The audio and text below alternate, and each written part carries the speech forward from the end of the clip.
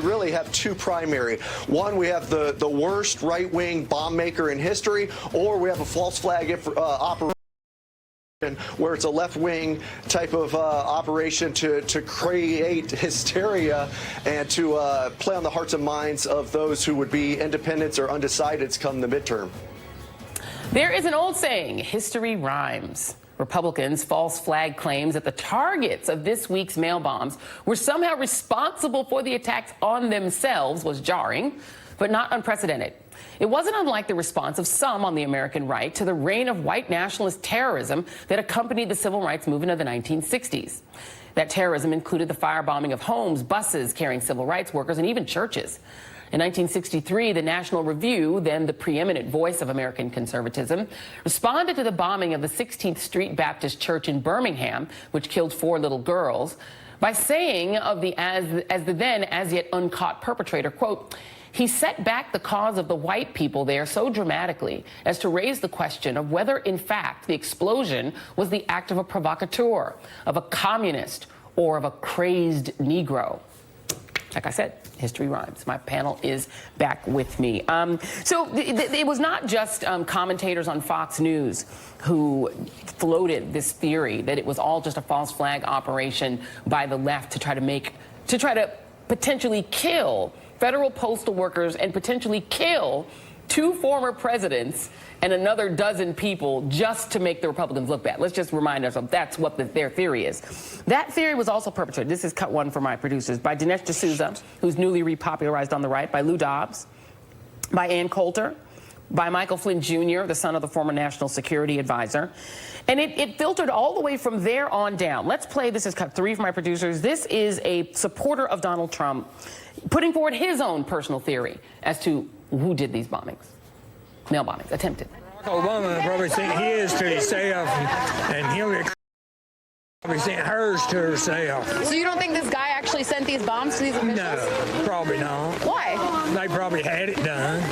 They may have paid him to do it. What would be the upside of that? Trying to bring people feeling over to their side. And against Trump? Yeah. One more, and then I'm going to go to my panel. Here are several prominent Republicans who had other people to blame, not saying that President Obama sent mail bombs himself, which is interesting. Here is a set of Republicans in leadership positions with their theories. I think the media always focuses on the president. There are too many Democratic politicians that are actively encouraging this. Certainly the media has a role to play in this process. When 90% of the coverage about this president is negative, despite the historic successes. But the president has also bashed the mainstream media. He's the president, though. That's right, and the mainstream media has often earned it. Okay, Malcolm Nance, that's right-wing media, that's right-wing leaders, conservative Republican leaders, and down to their base. There is an antecedent to this. I feel like we almost are living under the Duterte regime, or what Erdogan might do, or what Putin might do, that kind of gaslighting of the public. Is that too far off base? No, it's not far off base. And to be quite honest, I'm disgusted this morning at listening to these people. I've got it all over my Twitter feed. People coming back that he was a crisis actor, this bomber. All right, I'm going to say this once as a counterterrorism professional. We were attacked this week. And if it had been a member of ISIS, this nation would be panicking. But now, because it's a person who comes from right-wing extremism, the same branch that brought us Timothy McVeigh, the greatest bomber, mass murderer in American history before 9/11, they want to pretend like none of this happened. Anyone that says that this wasn't a real attack, you are betraying your oath to the Constitution.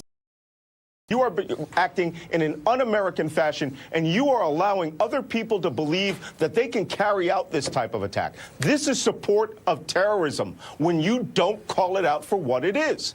And, you know, Fox News brings out FBI special agents and guys who are going to play that party line. These bombs were viable. They were real. They were attempted murder on American citizens, no matter who their name was. You know, we don't get to select in the armed forces and the law enforcement who we want to protect. We protect all Americans. Clearly on the Trump side, that is no longer operative. They are choosing who they will protect and defend, which means that their oaths of office are inoperative.